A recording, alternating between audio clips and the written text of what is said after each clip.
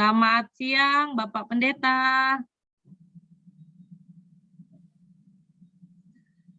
Selamat siang, Bapak Sekretaris Jemaat GKPS Cilitan, Bapak Situa Sarlen.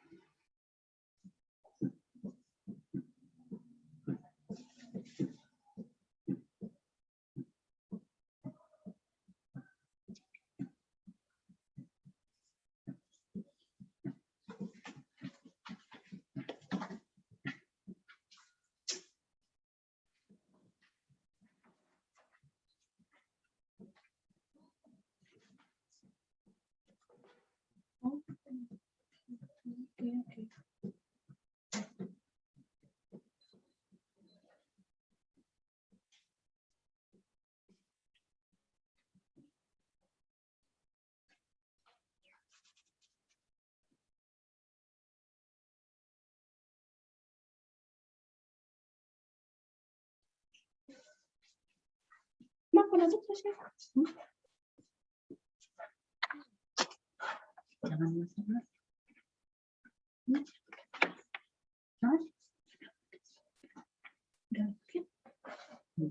Oh, ada lagi belum makan.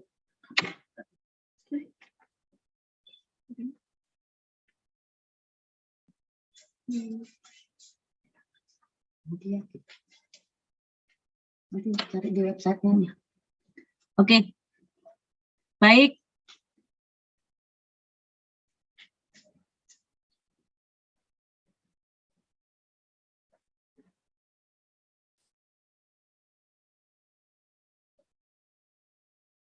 Pak Pendeta keluar ya?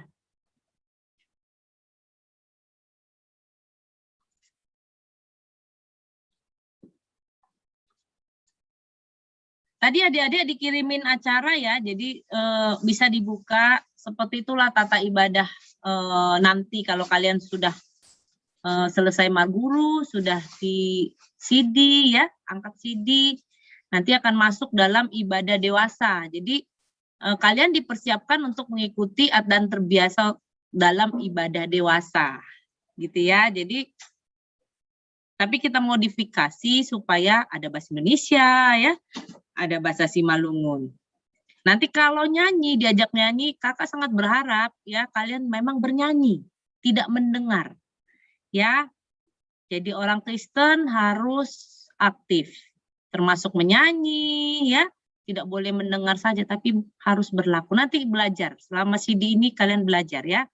Konsekuensi jadi orang Kristen harus mau berbuat. Nah, salah satu hari ini kita bernyanyi, mendengarkan firman Tuhan, ya harus mau ya. Kalau ngantuk-ngantuk dikit, nggak apa-apa. Tapi jangan banyak-banyak ngantuknya ya. Nanti hilang semua firmannya.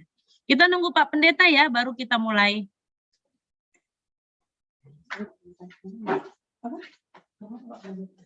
Ya udah hilang.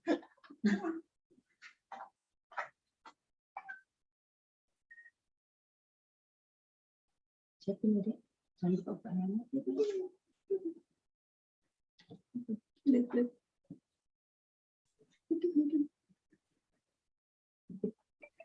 Jadi kotak telur. Kotak telur.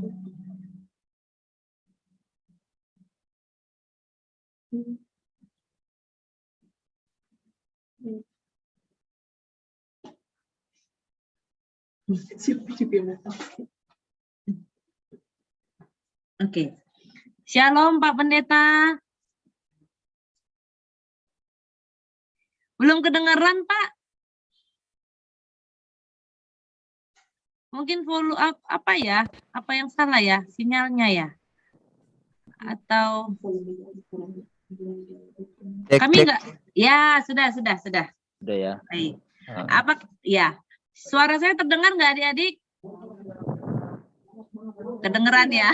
Suaranya besar ya, sorry ya. Ya udah dikecilin dikit. Baik. Boleh kita mulai ya, Pak Pendeta ya? Ya, silakan betul. Ya. Baik.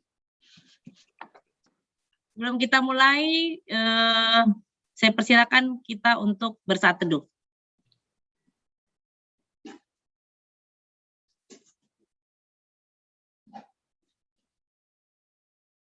Amin. Shalom adik-adik semua. Dan shalom Bapak Pendeta. Shalom. Ya, boleh kok ngejawab sekali-sekali dibuka ya. Jadi puji syukur hari ini kita bisa bertemu kembali dalam ibadah Marguru. Saya bersyukur sekali bisa bersama-sama dengan kalian, bersama-sama dengan Bapak Pendeta di tempat ini. Dan sebelum kita mendapatkan pengajaran, kita harus datang dulu kepada Tuhan dengan kerendahan hati, bersyukur, lalu memohon pengampunan dosa. Ya, seperti tadi saya bilang bahwa ini adalah ibadah aktif. Jadi nanti adik-adik akan diberitahu ada acara. Jadi ada para agenda itu saya, nanti ada remaja Parguru itu adik-adik. Jadi ketika remaja Parguru, maka saya mohon ketua kelas kalian untuk bisa mewakili. Haleluya. Atau semua buka boleh. Kami akan mendengarkan suara kalian. Ya, jadi saya akan bantu. Nggak akan saya biarkan, tapi supaya kalian terbiasa.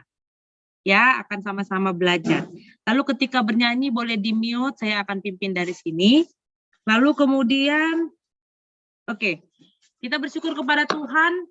Kalian sudah melalui masa-masa sekolah SMP. Banyak Pak yang baru lulus kemarin. Ya, ada lebih dari 5 orang di tempat ini. Bersyukur kepada Tuhan bahwa di tengah-tengah kesulitan dunia, kalian boleh menyelesaikan semuanya SMP kalian ya. Kalau yang lain mungkin lagi ujian, silahkan belajar keras untuk bisa menyelesaikan semuanya. Dan hari ini saya mau mengajak kita semua untuk bersyukur sebagai anak-anak Tuhan yang sudah Tuhan lindungi, Tuhan berkati. Kita menyanyikan lagu Terima Kasih Tuhan. Kita nyanyi semua ya.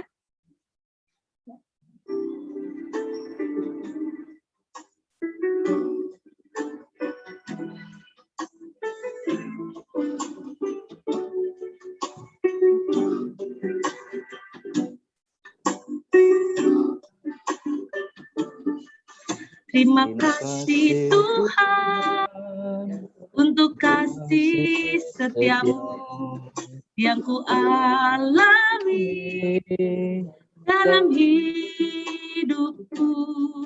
Terima kasih Yesus untuk kebaikanmu sepanjang hidupku.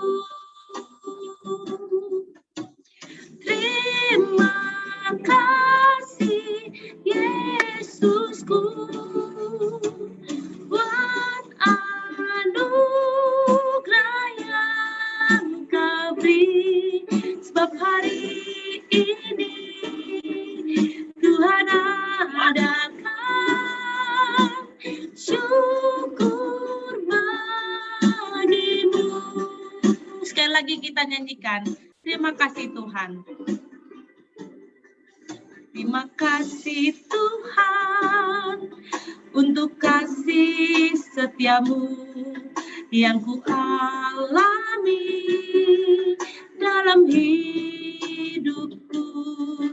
Terima kasih Yesus untuk kebaikanmu sepanjang hidupku. Terima kasih Yesusku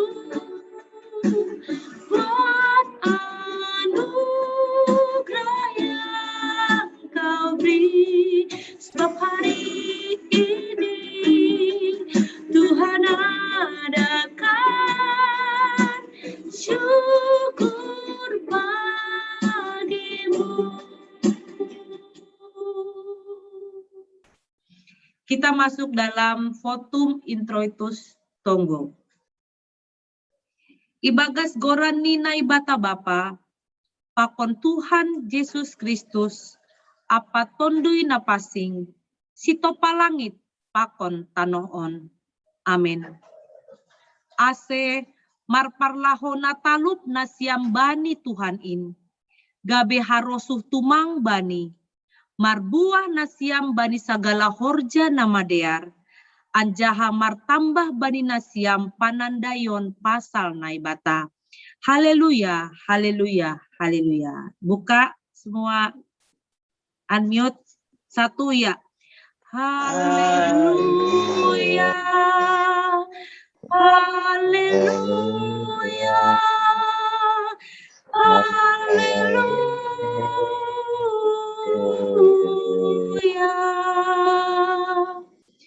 Martongko mahita. Ham Tuhan naibata si tolusada, naibata Bapa, Anak, pakon tondui napasing.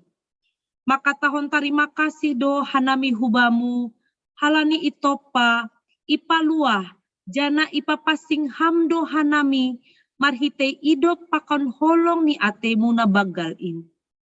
Roh maham hutongah-tongah nami, patotap hama malas ni uhur apa hapor sayaon nami. Rajai hama hanami bani haganupan namasa bani goluh nami. Togu-togu hama hanami ase maluah janah ondos hanami bani harajaonmu kinagori atasin. Amin.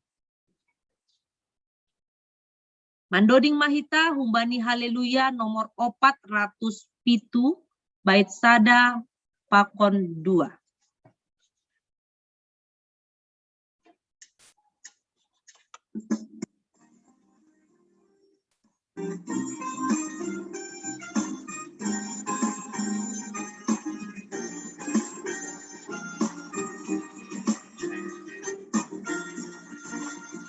Iya, puji ma Jehovah Tuhan naibata, ai marjumbalang dogoran niin, hagadu panjolma sai marsombama, sai hagolukon hataniin, holso hagadu panmambur, tubuh mamalas ni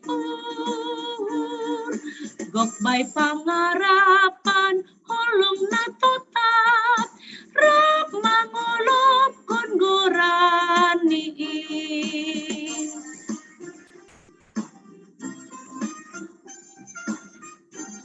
Ayo adik-adik semuanya bernyanyi.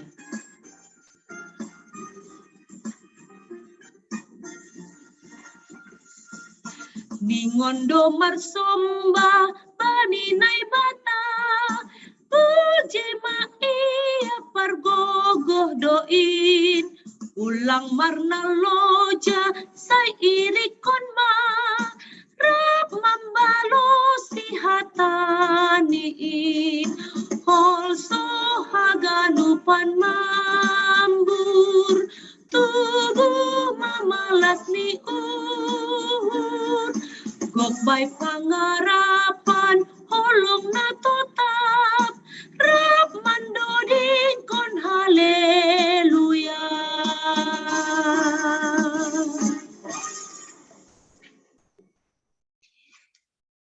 Sekarang kita akan membasah titah.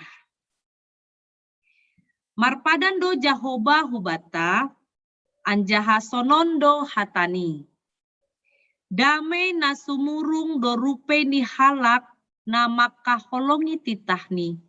Seng anjay tartolsu sidea. Anggo sonai, tangar hitama titahni naibata na patoluhon. Lang malo sobutan goran ni naibata, anggo lang tiba jujurni. Aihona uhumni do magira sagala na marhapung kon gorani. Sonahado artini ai, sonondo. Maningon ihabiari uhurta naibata, anjaha maningon holong ateita bani. Ase ulang hitara mamurai, barang marbija, barang marujar-ujaran nama sambor, barang mangototoi, barang manipu marhite goran ni naibata. Ai bani natar sosak do pakon bani hasun sahan pakon bani tonggo apa bani puji-pujian do si sobuton goran ni naibata. Riap mah hita mangindo. Semuanya Ham Tuhan naibata Bagogoi rogoi ham ham au makorjahon titah moai. Amin. Amin. Kita sudah belajar titah dari Tuhan Yesus yang hari ini patoluhon, yang ketiga. Untuk apa? Supaya kita semakin hari semakin baik, semakin serupa seperti Yesus.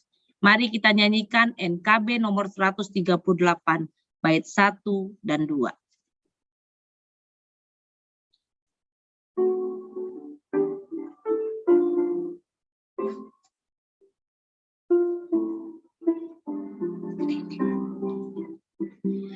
Makin serupa Yesus Tuhanku, inilah sumber kerinduanku. Makin bersabar, lembut dan merendah, makin setia dan rajin bekerja.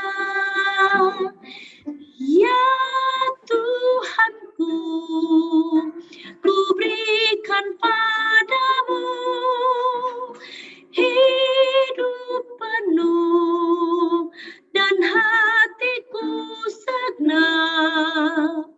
Hapuskanlah semua dosaku, jadikanlah ku milikmu tetap. Makin serupa Yesus Tuhanku, setiap hari ini doaku. Makin bergiat menjadi muridnya, makin bersaksi menjadi saksinya. Ya Tuhanku, ku berikan padamu hidup penuh dan hatiku segenap. Jadikanlah semua dosaku, jadikanlah ku milikmu tetap. Sekarang kita akan masuk dalam hasasapan nidosa. Martonggo mahita, sopotkon hitama dosata humbani Tuhan naibata. Ham Tuhan naibata, simada kuasa parik pakon paridop ni uhur. Ibagastoru ni uhur, roh hanami hulobemu mansopotkon dosan nami sandiri. Gatido lang itangihon hanami soramu. Lang ihorjahon hanami na patut si horjahonon nami. Tapi iboto hanami do, ham Tuhan parholong ni ate nalang marosuh mangida hamateyan ni parjahat. Halani ai, marhite anakmu Yesus Kristus, parmahan nama dear, namambere hosahni bahen hagoluhan nami. Ipangindohan nami hubamu, sasap hama dosa nami, janah pargogoi hama hanami, aseboi hanami manggolu, domu hubani hatamu. Amin. Nyanyikan hulobemu, o Yesus. Hulobemu, o Yesus, roh nasona doyu, sana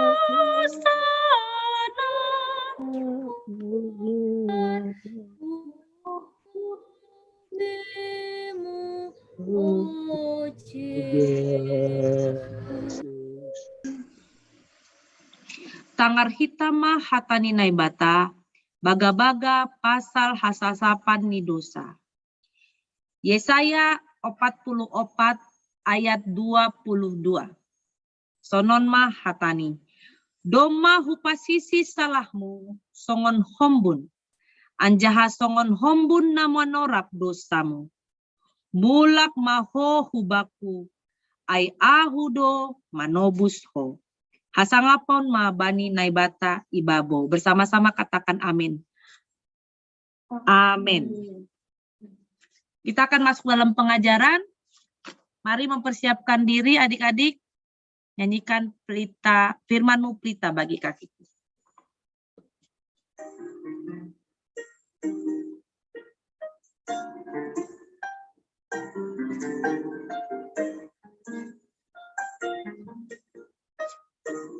Hanya laki-laki saja.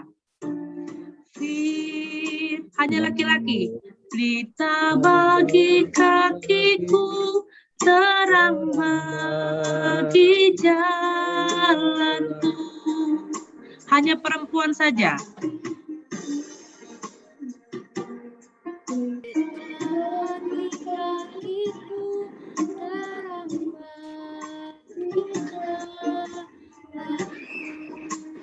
Bersama-sama. Waktu ku bimbang dan hilangku, tetaplah kau di sisiku, dan takkan ku takut asal kau di dekatku, besertaku selamanya.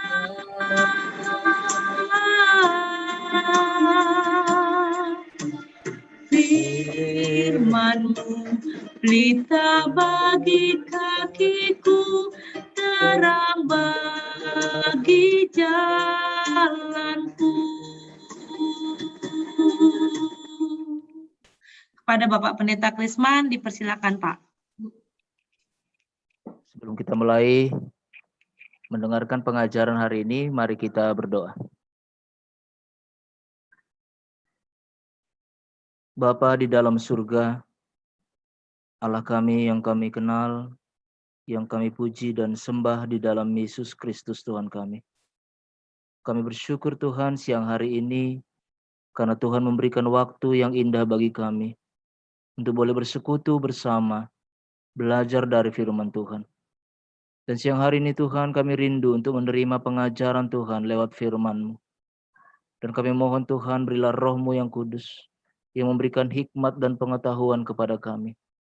Agar ketika firman pengajaran dari-Mu ya Tuhan, diberitakan kepada kami boleh memahaminya dengan baik. Dan pengajaran firman Tuhan boleh tertanam dalam diri kami, membangun iman percaya kami kepada Yesus Kristus. Dan juga mengajar kami untuk hidup sesuai dengan kehendak Kristus. Berkati dan kuduskan hamba-Mu ya Tuhan, yang akan Tuhan pakai menyampaikan pengajaran firman pada siang hari ini. Tuhanlah yang bekerja di dalam diri hamba-Mu ini, sehingga firman-Mu yang diberitakan oleh hamba-Mu ini menjadi firman yang penuh kuasa, yang betul-betul Tuhan menyentuh hati, jiwa, dan roh kami seluruhnya. Dan firman Tuhan menjadi kekuatan dan kehidupan bagi kami. Terima kasih Bapa, berfirmanlah ya Tuhan, karena kami telah siap untuk menerimanya. Di dalam nama Tuhan Yesus kami berdoa. Amin.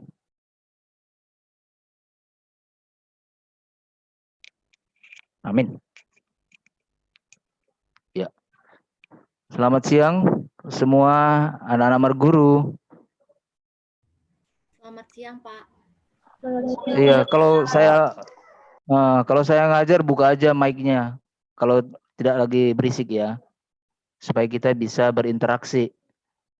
Jadi jangan hanya diam, nanti malah jadi ngantuk gitu ya. Nah, Bapak dibuka aja mic-nya, unmute semuanya. Apa kabar semuanya? Baik. Halo? Baik. Suara saya kedengaran nggak? Kedengaran, Pak. Baik. Jelas ya? Jelas. Oke, baik. Hari ini pelajaran kita diambil dari Pergamon. Semua sudah punya Pergamon ya? Dari pelajaran 18 dan 19. Boleh kita buka Pergamon kita masing-masing.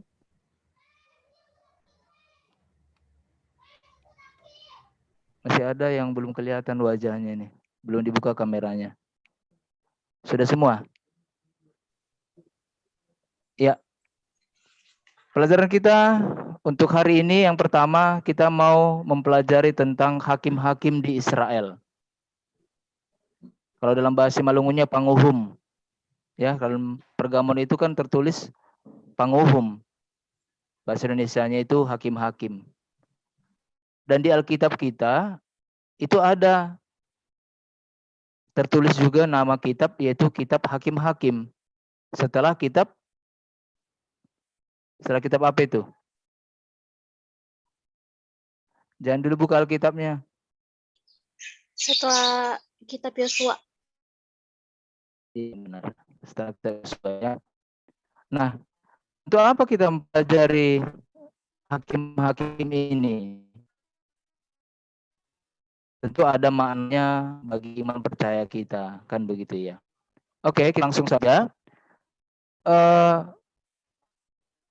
Pada pelajaran minggu yang lalu, kita sudah belajar tentang bagaimana umat Israel dulu dipimpin oleh Yosua memasuki tanah Kanaan. Benar ya? Jadi pimpinan Yosua, umat Israel sudah dibawa masuk ke tanah Kanaan. Nah, setelah mereka berada di tanah Kanaan, kehidupan mereka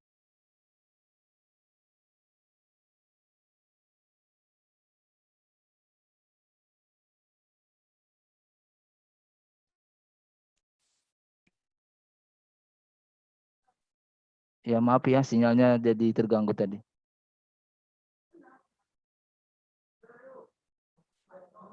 Halo, sudah kedengaran? Kedengaran, Pak, kedengaran. Iya, tadi sinyal terganggu sebentar. Iya, hilang. Maaf ya. Ya, Pak. Kita teruskan.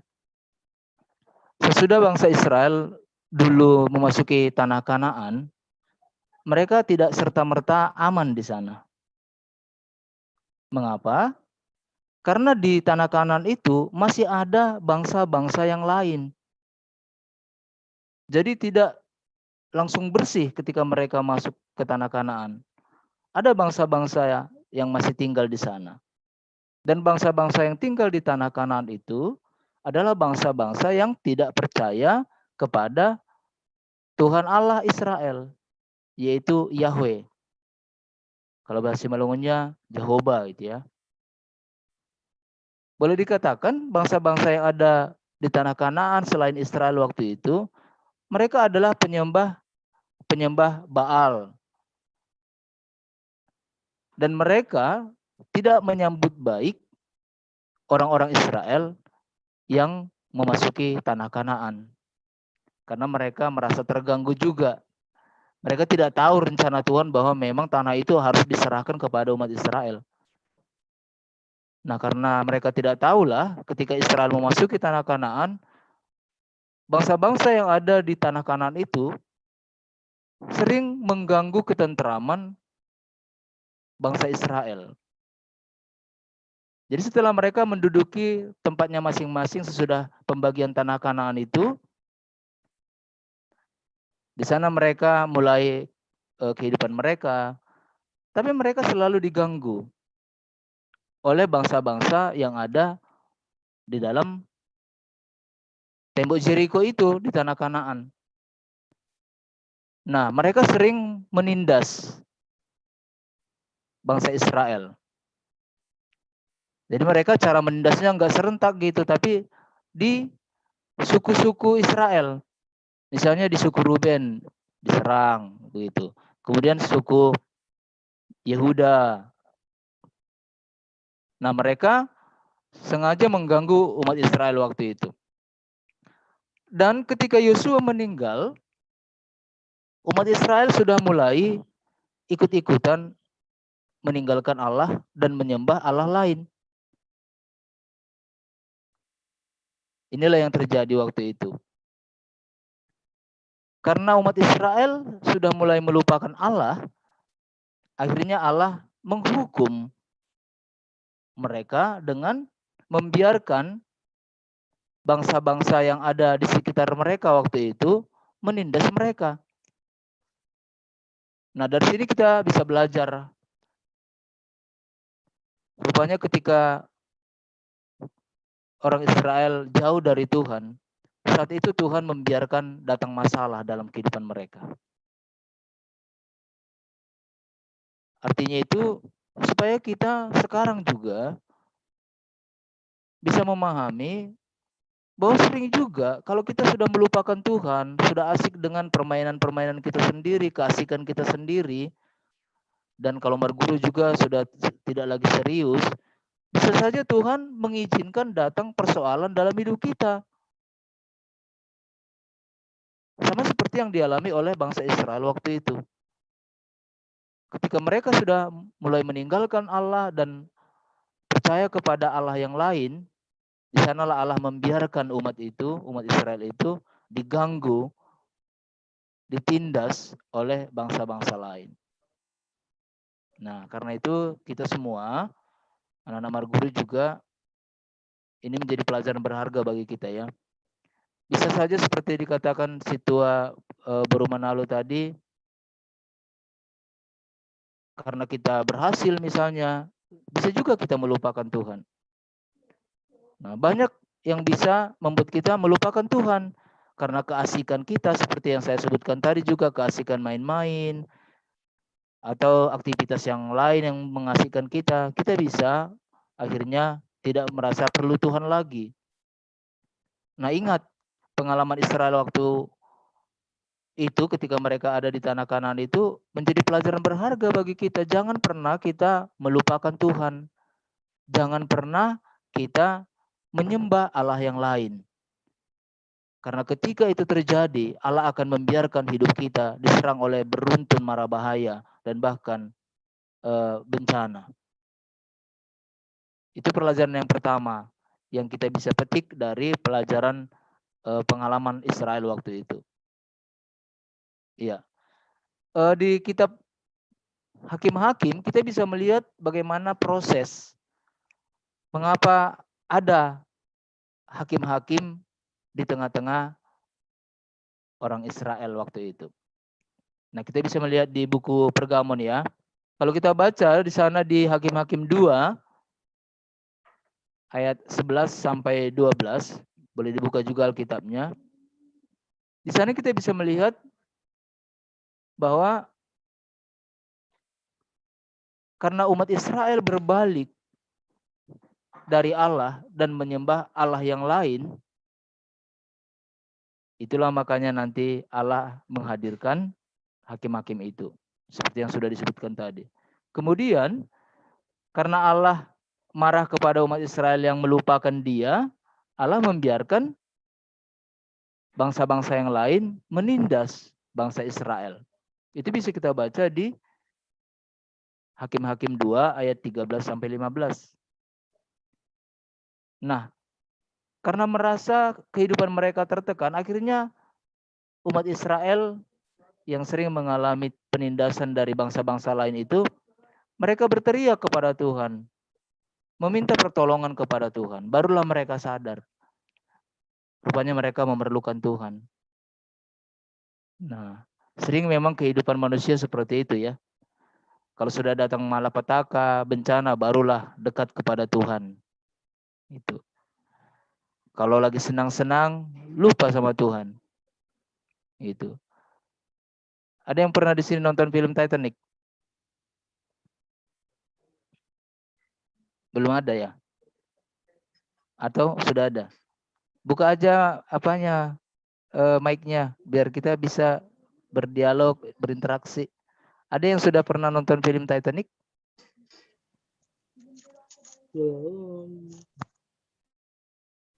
Ya, itu memang kisah nyata ya. Kalau difilmkan itu nggak murni semuanya, tapi itu kisah nyata. Dalam kisah itu yang menarik seperti ini. Ketika baru pertama sekali berlayar kapal ini, kapal yang mewah ini, kapal pesiar ini, bahkan pencipta kapal ini sendiri menyombongkan diri.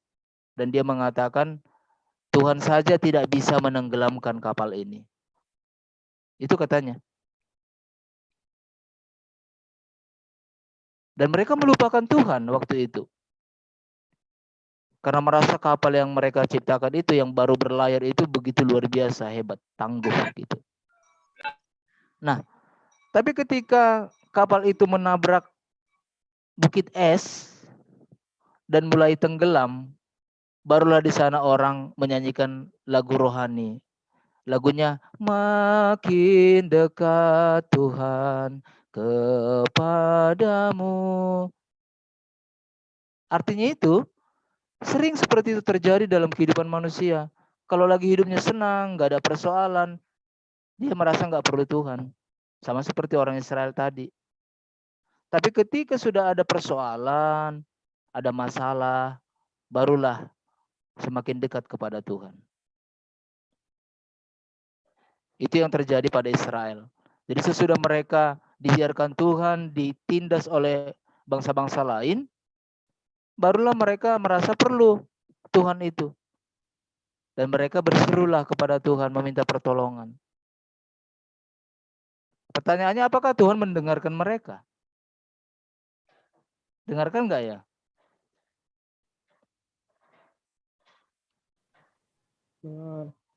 Iya, dengar kata si Adam.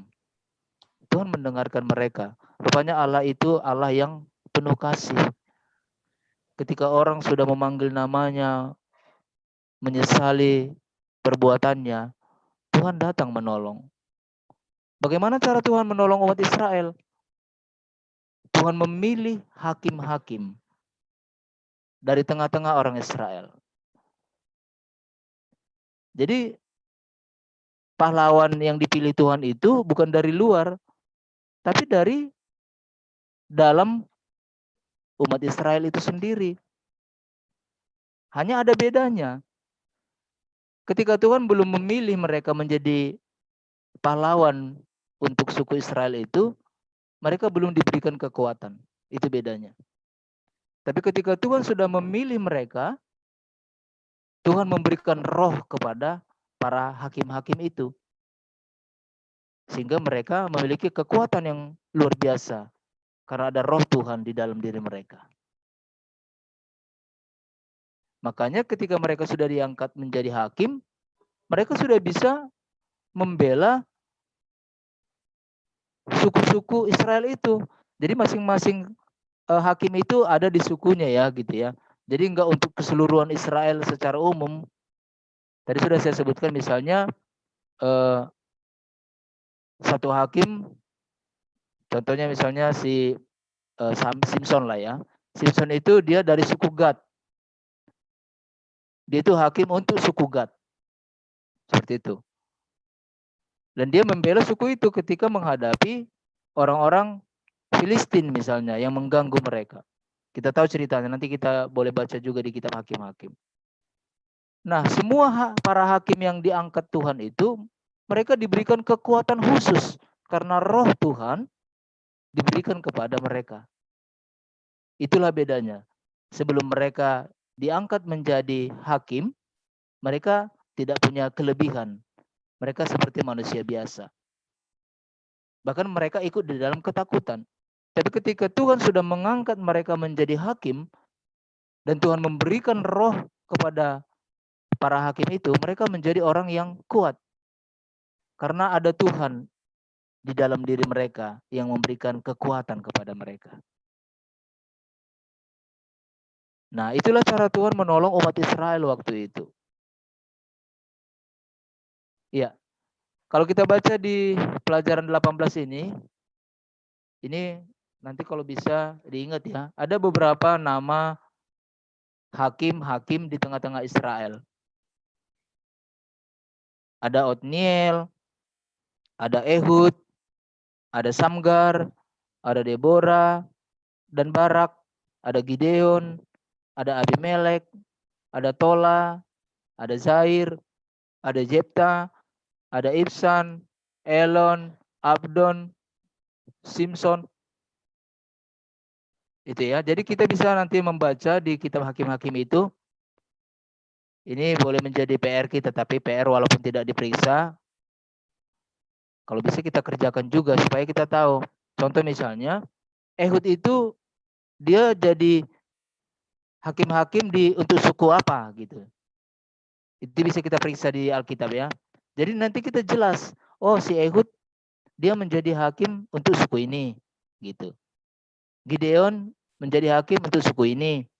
Ehud dan seterusnya, kita tahu mereka menjadi hakim untuk suku yang mana gitu. Itu bisa kita baca nanti di dalam kitab Hakim-Hakim. Nah, ini PR ya, walaupun tidak seperti di sekolah dimarahi guru kalau tidak dikerjakan, tapi kita sebagai anak Tuhan tentu disiplin ya. Karena ini untuk kebaikan kita. Itu nanti buat di buku catatan. Beberapa nama tadi sebelah kanannya buat ini hakim untuk suku ini hakim untuk suku ini begitu. Ya. Nah, di dalam kitab Hakim-Hakim pasal 6 kita bisa membaca di sana bagaimana proses orang-orang Israel itu meninggalkan Tuhan. Coba kita buka dulu Hakim-Hakim pasal yang ke-6.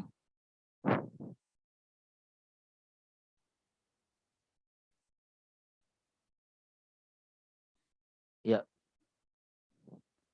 Boleh kita baca ya? Dari siapa duluan membaca ini? Dari urutan absennya siapa duluan ya? Tahu nggak? Hakim-Hakim pasal 6.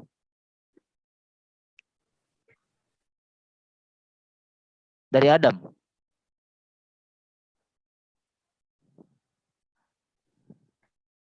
Saya kirim Anak-anak ya, Pak. perguru, tahu nggak urutan? Saya kirim iya, sekarang iya. ke Bapak. Baik, baik. Ya, ini nama-nama mereka. Berdasarkan absensi ya. Boleh dibuka nggak di share ke layarnya, Bu Dokter? Sebentar ya, Pak. Ngomong aja dulu, Pak. Ya, nanti di share ya ke kita biar bisa kita membaca dan kita bisa melihat bagaimana proses terjadinya orang Israel itu berbalik dari Tuhan Allah. Lalu bagaimana musuh-musuh Israel itu menindas mereka, lalu bagaimana mereka berseru-seru kepada Tuhan minta pertolongan, lalu bagaimana Tuhan membangkitkan Gideon waktu itu. Ya, ini enggak berurutan ya namanya. Ya, supaya ada interaksi kita boleh membaca deh. Saya boleh nggak, Pendeta? Dari Adam ya? Ya. Oke, Hakim. Adam baca, kita baca 5 ayat aja deh. Ya, dari Adam terus nanti berikutnya nomor urut kedua. Silakan Adam yang tegas ya Adam ya, biar semua bisa mendengar dan kita ikut sambil baca Alkitab kita ya, dalam hati juga membaca. Tadi Hakim-Hakim berapa, Pendeta? Hakim-Hakim 6. 6 ayat. Ayat 1 untuk Adam 1 sampai 5. Kita habiskan saja semuanya. Ya, ya. Saya Hakim-Hakim 6 ayat 1. Tetapi orang Israel melakukan apa yang jahat di mata Tuhan. Sebab itu Tuhan menyerahkan mereka ke dalam tangan orang Midian 7 tahun lama, tangan orang yang Midian. Dan lama-lamanya dan selama itu orang Midian berkuasa atas orang Israel. Karena takutnya kepada orang Midian itu, maka orang Israel membuat tempat-tempat perlindungan di penggunungan, yakni gua-gua dan kubu-kubu. Setiap kali orang Israel selesai membaur, datanglah orang Midian, orang Amalek, dan orang-orang yang sebelah timur, lalu maju mendatangi mereka. Berkemahlah orang-orang itu di daerah mereka dan musnahkan hasil tanah itu sampai ke dekat Gaza dan tidak meninggalkan bahan makanan apapun Israel, juga domba dan atau lembu atau kedelai pun tidak. Sebab orang itu datang maju dengan ternaknya dan kemahnya dan datang itu berbanyak-banyak seperti belalang. Orang-orangnya dan unta-untanya tidak terhitung banyaknya. Sekaliannya datang ke negeri itu untuk memusnahkan. Selesai, pendeta. Ya, selanjutnya Alex ya. Dari ayat 6 sampai 10.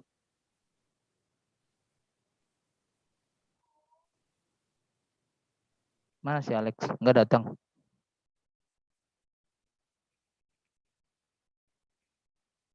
Halo.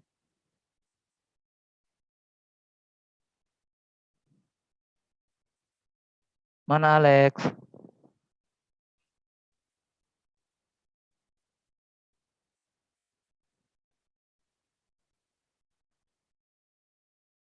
Halo.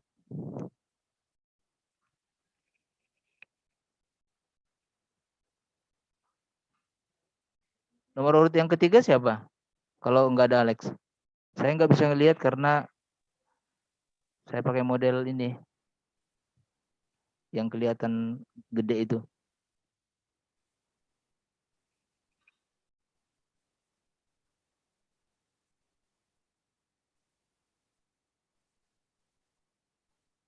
Alex Hermando. Kalau enggak Alfredo aja.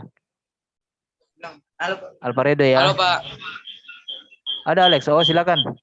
Tadi nggak kelihatan soalnya. Alex baca 6 sampai 10. Hakim-hakim 6.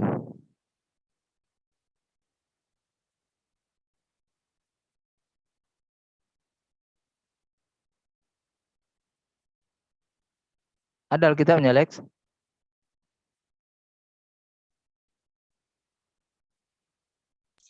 Pak, ayat berapa Pak? Ayat 6 sampai 10.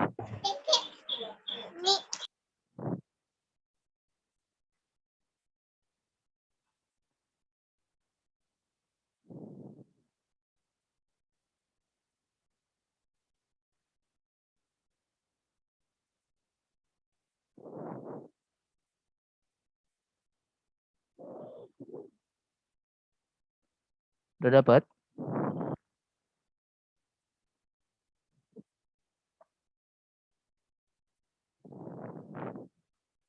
Udah dapat, Bang?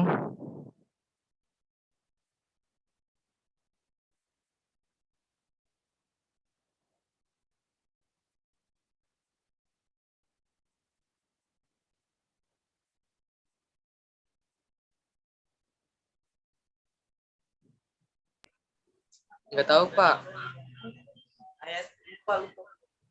Gak dapat. Oke, dengan si apa aja? Si Alfredo. Dari ayat 6 ya, Bang? Sampai 10. Ya, Pak. Sehingga orang Israel menjadi sangat melarat oleh perbuatan orang Midian itu. Lalu berserulah orang Israel kepada Tuhan. Ketika orang Israel berseru kepada Tuhan karena orang Midian itu, maka Tuhan mengutus seorang nabi kepada orang Israel yang berkata kepada mereka, "Beginilah firman Tuhan, Allah Israel. Akulah yang menuntun kamu keluar dari Mesir dan yang membawa kamu keluar dari rumah perbudakan. Aku melepaskan kamu dari tangan orang Mesir dan dari tangan semua orang yang menindas kamu. Bahkan aku menghalau mereka dari depanmu dan negeri mereka kuberikan kepadamu. Dan aku berfirman kepadamu, akulah Tuhan Allahmu, maka janganlah kamu menyembah Allah orang Amori yang negerinya kamu diami ini. Tetapi kamu tidak mendengarkan firmanku itu." Oke, makasih Gus Manuel. Ayat 11 sampai 20. Maaf, sampai 15. Kemudian datanglah malaikat Tuhan dan duduk di bawah pohon terbantin di Ofra, kepunyaan Yoas, orang Abiezer itu. Sedang Gideon anaknya mengirik gandum dalam tempat pemerasan anggur agar tersembunyi bagi orang Midian. Malaikat Tuhan menampakkan diri kepadanya dan berfirman kepadanya, "Demikian, Tuhan menyertai engkau ya pahlawan yang gagah berani." Jawab Gideon kepadanya, "Ah Tuanku, jika Tuhan menyertai kami, mengapa semuanya ini menimpa kami? Di manakah segala perbuatan-perbuatannya yang ajaib yang diceritakan oleh nenek moyang kami kepada kami ketika mereka berkata, bukankah Tuhan telah menuntun kita keluar dari Mesir? Tetapi sekarang Tuhan membuang kami dan menyerahkan kami ke dalam cengkraman orang Midian. Lalu berpalinglah Tuhan kepadanya dan berfirman, pergilah dengan kekuatanmu ini dan selamatkanlah orang Israel dari cengkraman orang Midian. Bukankah aku mengutus engkau?" Tetapi jawabnya kepadanya, "Ah Tuanku, dengan apakah akan kuselamatkan orang Israel? Ketahuilah, kaumku adalah yang paling kecil di antara suku Manasye, dan aku pun seorang yang paling muda di antara kaum keluargaku." Nah, di sana udah langsung dapat sebenarnya ya. Kalau Gideon itu berasal dari suku mana? Manasye. Iya, benar. Jadi langsung dapat di situ. Oke, selanjutnya Cindy. Dari ayat 16 sampai 20. Berfirmanlah Tuhan kepadanya, tetapi akulah yang menyertai engkau, sebab itu engkau akan memukul orang Midian itu sampai habis. Maka jawabnya kepadanya, jika sekiranya aku mendapat kasih karunia di matamu, maka berikanlah kepadaku tanda bahwa engkau sendirilah yang berfirman kepadaku. Janganlah kiranya pergi dari sini sampai aku datang kepadamu membawa persembahanku dan meletakkannya di hadapanmu. Firman-Nya, aku akan tinggal sampai engkau kembali. Masuklah Gideon ke dalam lalu membawa seekor anak kambing dan roti yang tidak beragi dari seekor tepung. Ditaruhnya daging itu ke dalam baku dan kuahnya ke dalam perut. Dibawanya itu kepadanya ke bawah pohon tembating, lalu disuruhkannya. Berfirmanlah malaikat Allah kepadanya, ambillah daging dan roti yang tidak beragi itu, letakkanlah ke atas batu itu, dan celupkan kuahnya. Maka diperbuatnya demikian. Ya, terima kasih. Terus Denasta ya. Ayat 21 sampai 25. Dan malaikat Tuhan mengulurkan tongkat yang ada di tangannya, dengan ujungnya disinggungnya daging dan roti itu. Maka timbullah api dari batu itu dan memakan habis daging dan roti itu. Kemudian hilanglah malaikat Tuhan dari pandangannya. Maka tahulah Gideon bahwa itulah malaikat Tuhan. Lalu katanya, celakalah aku, Tuhanku Allah, sebab memang telah kulihat malaikat Tuhan dengan berhadapan muka. Tetapi berfirmanlah Tuhan kepadanya, selamatkanlah engkau, jangan takut, engkau tidak akan mati. Lalu Gideon mendirikan mezbah di sana bagi Tuhan dan menamainya Tuhan itu keselamatan. Mezbah itu masih ada sampai sekarang di Ofra, kota orang Abiezer. Pada malam itu juga Tuhan berfirman kepadanya, ambillah seekor lembu jantan kepunyaan ayahmu, yakni lembu jantan yang kedua, berumur 7 tahun. Runtuhkanlah mezbah Baal kepunyaan ayahmu, dan tebanglah tiang berhala yang ada di dekatnya. Selanjutnya, Elena. Ayat 26 sampai 30.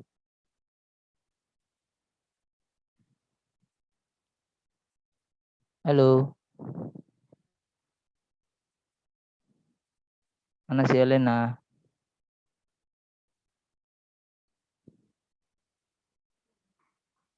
Enggak ada?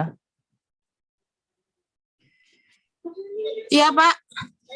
Silakan Elena baca ayat 26 sampai 30. 26. Beginilah firman Tuhan. Kemudian dirikanlah mezbah bagi Tuhan Allahmu di atas kubu pertahanan ini dengan disusun baik. Lalu ambillah lembu jantan yang kedua dan persembahkanlah korban bakaran dengan kayu tiang berhala yang akan kau tebang itu. Kemudian Gideon membawa 10 orang hambanya dan diperbuatnyalah seperti yang difirmankan Tuhan kepadanya. Tetapi karena ingat takut kepada kaum keluarganya dan kepada orang-orang kota itu untuk melakukan hal itu pada waktu siang, maka dilakukannya pada waktu malam. Terus sampai ayat 30? Sampai ayat 30 ya, Pak? Iya. Ketika orang-orang kota itu bangun pagi-pagi, tampaklah telah dirobohkan mezbah Baal itu, telah ditebang tiang berhala yang di dekatnya, dan telah dikorbankan lembu jantan yang kedua di atas mezbah yang didirikan itu. Berkatalah mereka seorang kepada orang yang lain, siapakah yang melakukan hal itu? Setelah diperiksa dan ditanya-tanya, maka kata orang, Gideon bin Yoas, dialah yang melakukan hal itu. Sesudah itu berkatalah orang-orang kota itu kepada Yoas, bawalah anakmu itu keluar, dia harus mati, karena ia telah merobohkan mezbah Baal dan karena ia telah menebang tiang berhala yang di dekatnya. Ya, lanjutkan Esra ayat 31 sampai 35.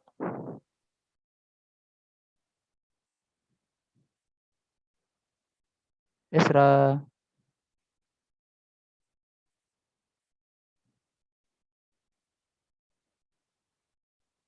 Ada Daniel ya? Itu tadi kayaknya ada Daniel, bukan? Esra, ayo.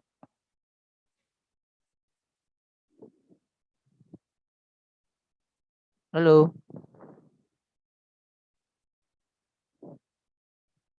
Udah ketemu kah?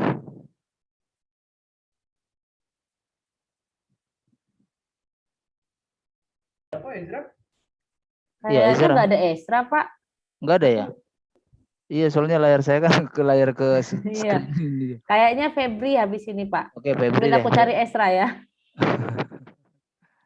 Febri dulu, Febri. Febri ada ya? Pak. Silakan, Febri. Tetapi jawab Yoas kepada semua orang yang mengerumuninya itu, kamu mau berjuang membela Baal atau kamu mau menolong dia? Siapa yang berjuang membela Baal akan dihukum mati sebelum pagi. Jika Baal itu Allah, biarlah ia berjuang membela dirinya sendiri setelah mezbahnya dirobohkan orang. Dan pada hari itu diberikan oranglah nama Yerubal kepada Gideon, karena kata orang, biarlah Baal berjuang dengan dia. Setelah dirobohkannya mezbahnya itu, seluruh orang Midian dan orang Amalek dan orang-orang dari sebelah timur telah berkumpul bersama-sama. Mereka telah menyeberang dan berkemah di lembah Yizreel. Pada waktu itu roh Tuhan menguasai Gideon, ditiupnyalah sangkakala dan orang-orang Abiezer dikerahkan untuk mengikuti dia.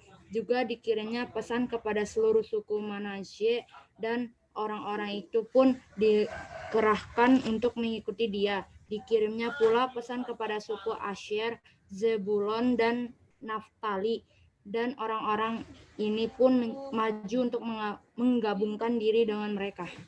Oke, makasih. Gogo. Halo, Go. Gogo.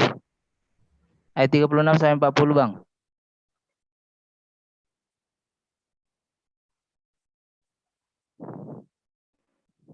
Kemudian berkatalah Gideon pada Allah, jika engkau mau menyelamatkan orang Israel dengan perantaraanku, seperti yang kau firmankan itu, maka aku akan membentangkan guntingan bulu domba di tempat penggiringan.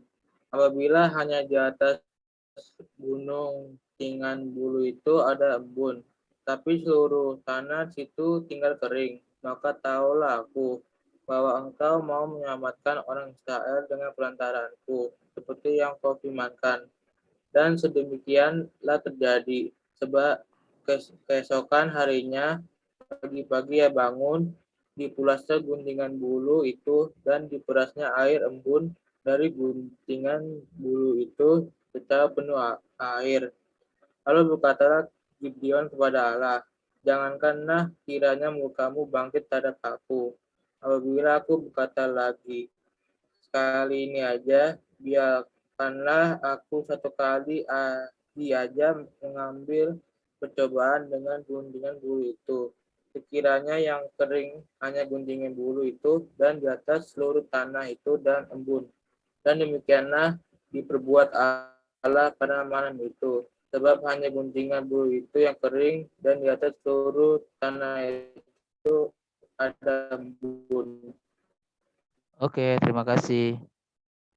Nah, jadi kita sudah membaca tadi Hakim-Hakim pasal yang ke-6. Di sana tadi kita bisa melihat bagaimana proses lahirnya hakim-hakim di tengah-tengah Israel. Sudah jelas tadi ya, karena Israel sudah pertama-tama berbalik kepada Tuhan, lalu Tuhan mengizinkan bangsa-bangsa lain untuk mengganggu umat Israel.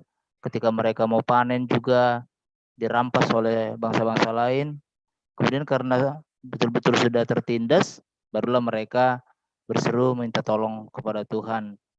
Dan Tuhan memilih, tadi di sini ya khusus untuk pasal 6, memilih Gideon dari suku Manasye itu untuk menjadi pahlawan, untuk membebaskan suku Manasye dari orang-orang atau bangsa-bangsa yang mengganggu mereka. Dan tadi kita bisa melihat ya, sebenarnya Gideon sebelum dia dipilih menjadi pahlawan atau hakim-hakim di tengah-tengah suku Israel itu, dia sebenarnya orang biasa saja. Tapi begitu Tuhan telah memilih dia, Tuhan memberikan kepadanya penyertaan dan juga rohnya tadi disebutkan. Dan itu yang membuat Gideon menjadi orang yang kuat. Sehingga dia tidak takut lagi untuk berperang melawan bangsa-bangsa yang menjadi musuh Israel. Nah, dari situ kita juga bisa belajar. Ketika kita mau dipakai Tuhan untuk satu maksud tertentu, entah kita misalnya mau melayani Tuhan dengan nyanyian pujian, atau bahkan yang lebih hebat lagi kita nanti sudah besar mau menjadi sintua atau pelayan Tuhan, Tuhan pasti memberikan rohnya untuk memperlengkapi kita supaya kita yang orang biasa ini bisa menjadi luar biasa karena ada Tuhan yang memberikan rohnya itu bekerja dalam diri kita. Jadi tanpa roh Tuhan, kita manusia biasa yang tidak berdaya. Tapi ketika Tuhan sudah memilih kita, Tuhan memberikan rohnya, barulah kita menjadi lebih dari yang biasa. Seperti itu. Nah, itu yang kita bisa pelajari tadi dari hakim-hakim, sehingga pesannya sudah jelas tadi ya, pada kita semua. Jangan pernah seperti umat Israel waktu itu. Kalau lagi senang lupa sama Tuhan. Baru ketika susah baru berdoa manggil-manggil nama Tuhan. Jangan. Susah dan senang tetaplah memerlukan Tuhan. Gitu ya. Panggil tetap nama Tuhan supaya Tuhan tetap menyertai kehidupan kita. Itulah yang pelajaran yang bisa kita ambil. Dan dari Gideon kita bisa belajar juga bahwa ketika Tuhan mau pakai kita, mau melayani Tuhan, entah dalam bentuk apapun itu, kita percaya saja Tuhan pasti berikan rohnya, menyertai kita, dan menolong kita. Jadi kita tidak perlu takut ketika kita sudah dipilih melayani Tuhan. Oke, kalau menurut pelajaran kita hari ini, ada juga pelajaran titah ya, titah keempat. Gimana, sudah semua bisa mengucapkan titah bahasa Indonesia dan Simalungun? Anak-anak kami berguru? Semua bisa mengucapkan titah keempat dalam bahasa Indonesia? Tanpa melihat katekismus kecil yang sudah dibagi? Ada yang bisa? Coba siapa yang berani? Febri? Bisa? Titah keempat? Bahasa Indonesia aja. Nanti kalau ada yang kurang-kurang nggak apa-apa deh, tapi bisa nanti diperbaiki lagi. Ayo, Nggak terlalu hafal, Pak. Nggak terlalu hafal? Nggak. Sampai di mana taunya? Baru sampai 3. Ketiga. Oh, udah nanti pelajari. Ada yang tahu dari anak-anak perguru? Bahasa Indonesianya aja dulu, kalau enggak nanti. Atau ada bahasa Simalungun tahu?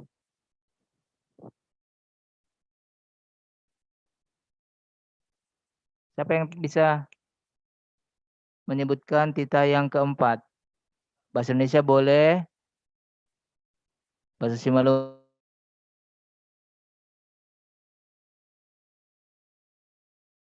Saya Pak Pendeta.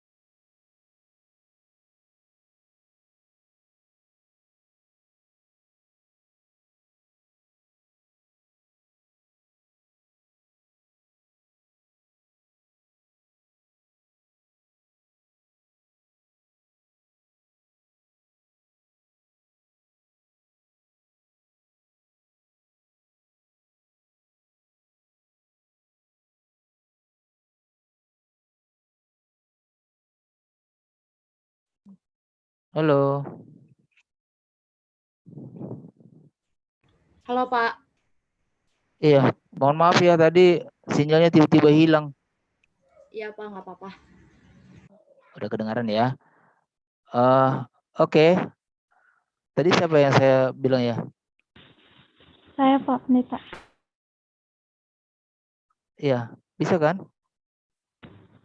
Mengucapkan titah keempat. Bisa. Ingatlah dan kuduskanlah Sabat. Terus?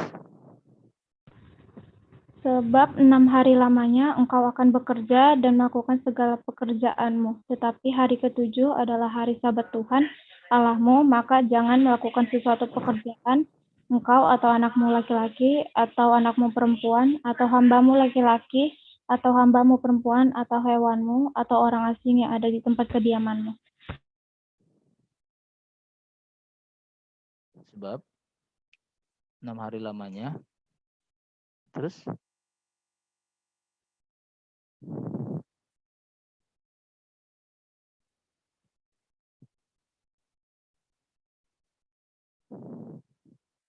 Cek lagi.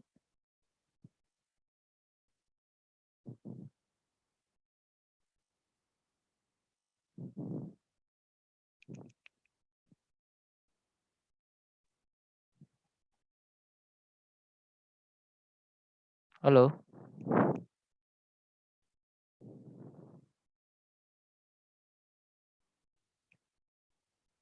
Halo. Halo Pak, Bisa kedengaran suara saya? bisa Bisa, Pak. Pak. Lanjutkan itu sebab apa tadi? Sebab 6 hari lamanya. Ada yang bisa melanjutkan? Sebab 6 hari lamanya engkau akan bekerja dan melakukan segala pekerjaanmu. Tetapi hari ketujuh adalah hari Sabat Tuhan Allahmu. Maka jangan melakukan sesuatu pekerjaan, engkau atau anakmu laki-laki, atau anakmu perempuan, atau hambamu laki-laki, atau hambamu perempuan, atau hewanmu, atau orang asing yang ada di tempat kediamanmu.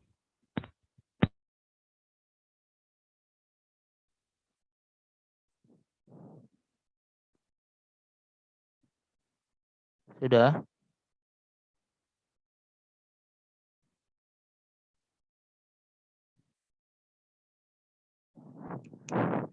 Sudah selesai?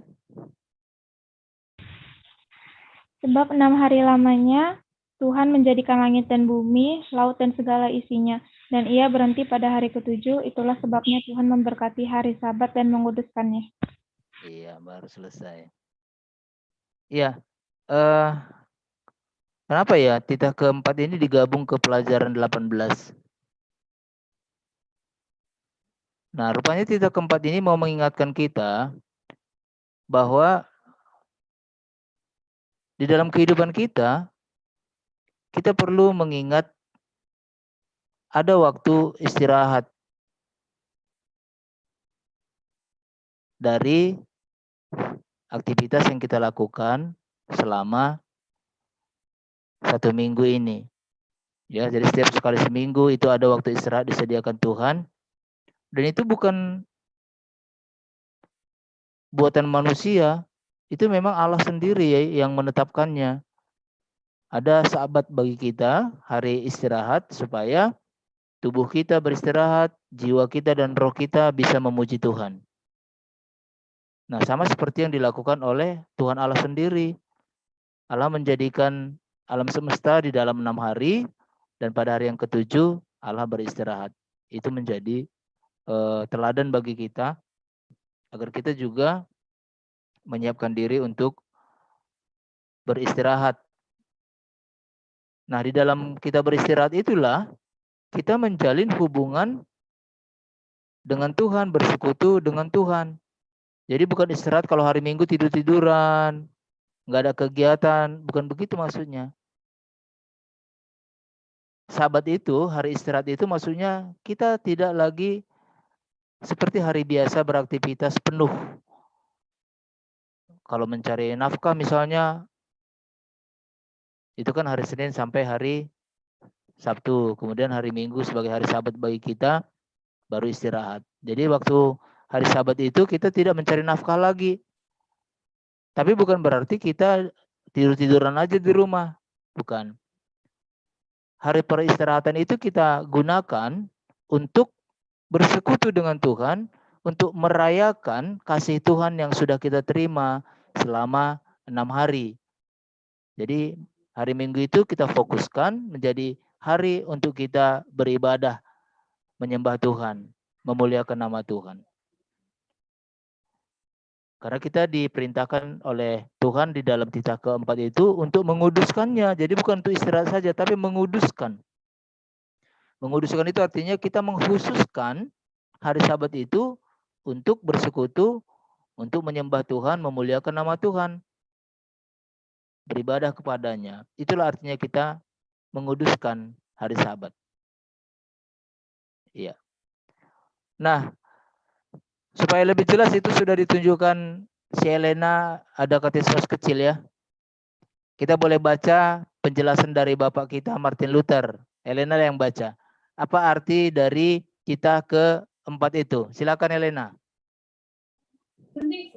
Kita harus takut serta kasih kepada Allah.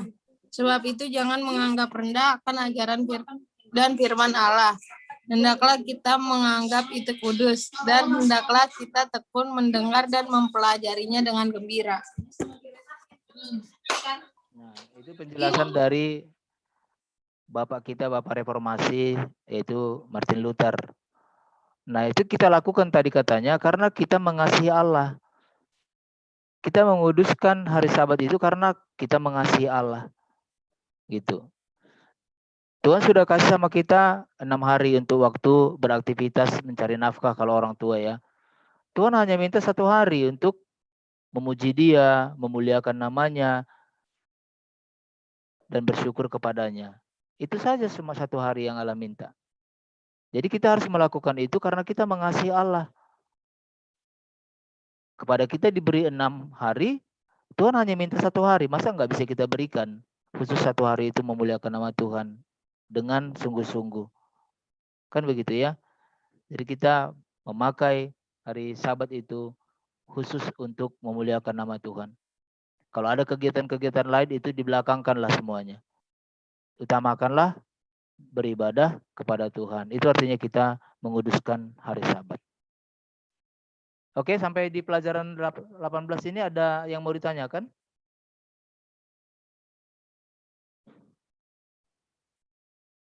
Adakah yang mau bertanya? Sehubungan dengan pelajaran kita, pelajaran 18. Nah, kepada anak-anak marguru yang belum tahu titah keempat, hafal ya. Ya, Pak. Itu sudah wajib bagi kita. Kalau sudah nanti Manasana Persayaon, semua sudah hafal gitu. Bahasa Simalungun oke, bahasa Indonesia juga oke. Itu kan? Itu tandanya kita nanti sudah dewasa, kita sudah bisa mengatakan itu dengan jelas dan kita tidak lupa lagi apa yang disebutkan di dalam titah itu. Jadi kita bisa melakukannya dalam kehidupan sehari-hari. Ya, Febri kalau belum hafal Nang, hafal ya Nang ya. Semua yang belum hafal supaya dihafal. Enggak susah kok. Asal ada memang keinginan kita mau menghafal itu bisa cepat dapat kok. Oke ya. Enggak ada pertanyaan? Nah, kita lanjutkan ya ke pelajaran 19. Tadi sudah saya sebutkan bahwa ketika orang-orang Israel dibawa oleh Yosua memasuki tanah Kanaan, ada bangsa-bangsa yang lain yang menjadi musuh-musuh mereka seperti yang kita pelajari tadi. Itu diperlihatkan di pelajaran 19. Nah, ada di sini khusus ada 5 suku yang besar ya di sekitar orang Israel sesudah mereka masuk tanah Kanaan. Lihat pelajaran 19 di sana ada namanya suku Edom. Kemudian ada suku Moab. Lalu ada Amon. Lalu ada suku Aram. Ada bangsa Filistin. Ya. Filistin bukan Palestina ya, Filistin. Kalau bahasa Simalungunnya memang Palestin. Filistin itu tidak sama dengan Palestina ya. Filistin itu suku berbahasa Yunani, orang Yunani. Jadi mereka menyembah Baal. Nah, itulah bangsa-bangsa yang ada di sekitar Israel waktu itu. Lalu mengapa kita pelajari ini? Bangsa-bangsa yang ada di sekitar orang Israel waktu itu. Pelajaran kita di pelajaran 19 ini mau memberitahukan kepada kita juga sebagai orang percaya, ada banyak musuh di sekitar kita. Jadi Israel dulu musuh mereka adalah bangsa-bangsa yang tidak percaya kepada Yahweh. Kalau kita baca dalam kitab 1 Petrus itu dikatakan, waspadalah karena si iblis ada di sekitarmu. Dia selalu mengaum seperti singa yang akan menelan. Gitu.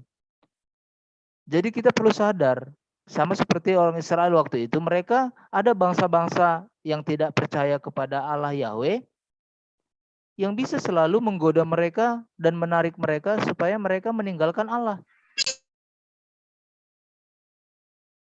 Itu makanya kita pelajari pelajaran 19 ini, supaya kita tahu, oh dulu rupanya kondisi juga begitu ya, gitu ya. Orang Israel itu rupanya banyak musuh di sekitarnya, bangsa-bangsa lain yang tidak percaya kepada Allah Yahweh. Sehingga mereka harus tetap berjuang mempertahankan iman mereka. Supaya mereka tidak ikut-ikutan menyembah Allah lain. Itu. Nah, kita juga sekarang ini dan bahkan sepanjang masa ada iblis di sekitar kita yang bisa menggoda kita supaya kita melupakan Tuhan, supaya kita meninggalkan Tuhan yang kita sembah itu. Jadi kita perlu sadar supaya kita waspada gitu ya. Bisa juga teman kita bisa menarik kita supaya melupakan Tuhan. Bisa. Siapa saja bisa. Karena iblis itu licik, dia bisa mau memakai siapa saja untuk memberdayakan kita. Jadi kita harus hati-hati. Kita seperti bangsa Israel waktu itu, banyak musuh-musuh di sekitar kita. Iblis selalu menggoda kita. Membuat kita tidak percaya kepada Tuhan yang kita sembah itu. Sama kondisi kita seperti umat Israel waktu itu. Nah, karena itu kita perlu memperkuat pertahanan kita. Apa pertahanan kita itu? Iman kita. Itu. Jangan gampang digoda orang, jangan gampang terpengaruh.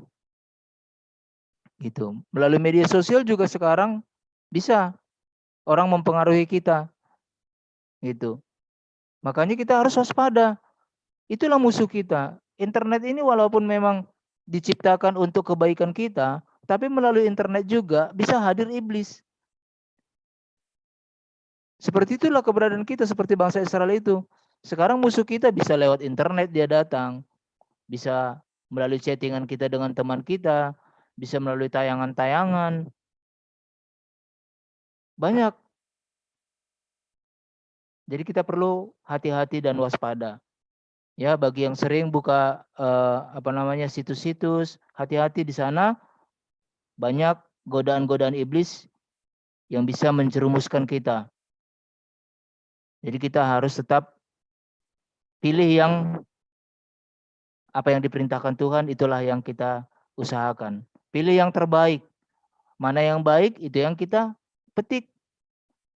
Jadi gitu cara kita untuk melindungi diri dari musuh-musuh kita sekarang ini. Dan jangan lupa, kita bisa kuat kalau kita berdoa selalu kepada Tuhan. Itu kekuatan kita. Jangan lupa ya. Tuhan Yesus pernah mengatakan begini kepada para muridnya. Roh kita memang penurut, tapi daging kita lemah. Jadi karena itu Tuhan mengatakan berdoalah senantiasa.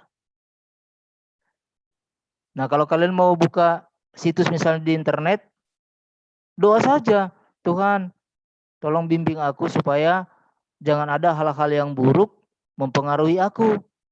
Gitu. Jadi misalnya ada tayangan yang buruk misalnya yang bisa mempengaruhi kejiwaan kita, yang membuat moral kita bobrok, itu lewatkan saja gitu. Makanya perlu juga berdoa. Nah, jangan dikasih kesempatan sama iblis. Lihat-lihat dulu, dikit-dikit aja lihat. Jangan gitu. Langsung putuskan hubungan dengan hal-hal yang buruk itu. Itu. Jadi itu cara kita untuk melindungi diri. Dan kita hari ini belajar dari pelajaran 19, keadaan kita tadi seperti sudah saya sebutkan, sama seperti Israel waktu itu, ada banyak musuh di sekitar kita. Hati-hati. Semakin perkuat iman, semakin rajin berdoa, berserah kepada Tuhan. Itulah kekuatan kita. Jangan terlena dengan gadgetnya masing-masing. Nah, jangan terlena, ini temanku kok, teman akrab. Jangan terlena, selalu waspada. Jangan-jangan dia bisa juga dipakai iblis nanti untuk membuat kita meninggalkan Tuhan. Jangan sampai terjadi itu. Ya, hati-hati. Boleh berteman, tapi kita harus hati-hati. Jangan sampai iblis bekerja memakai teman kita untuk membuat kita akhirnya melupakan Tuhan. Hati-hati ya. Jadi seperti itulah keadaan kita. Banyak iblis, banyak musuh kita di sekitar kita. Karena itu semakin kuatkan iman kita, semakin banyak baca firman Tuhan juga. Ya. Nah, yang terakhir kita belajar dari pelajaran 19 ini ada titah yang kelima. Ini kalau menurut pembagian titah, ini adalah bagian yang kedua. Ya. Ada enggak yang tahu dulu titah yang ke-10 ini ditulis di mana awalnya? Bukit Sinai. Di Bukit Sinai. Maksud saya dituliskan di mana? Di buku kah atau di manakah? Keluarannya, Batunya ada berapa banyak? Ada berapa banyak batu tempat penulisan titah yang 10 itu? 2. Ada 2 ya. Dari 2 batu itu sebenarnya batu pertama itu tulisannya itu titah yang pertama sampai yang keempat. Nah, titah yang ke-5 sampai 10 ada pada batu yang kedua. Jadi ada 2 bagian titah itu sebenarnya. Titah yang pertama itu menunjukkan tanggung jawab kita terhadap Allah. Ya. Hubungan kita dengan Allah itu yang ditekankan di sana. Dan bagian yang kedua yaitu titah ke-5 sampai titah yang ke-10 itu menekankan hubungan kita dengan sesama. Nah, di pelajaran 19 ini kita mulai masuk ke bagian titah yang kedua yaitu bagaimana kita dalam hubungan kita dengan orang tua kita. Itu ya. Siapa yang bisa mengucapkan titah ke-5? Maya? Iya, Pak Pendeta.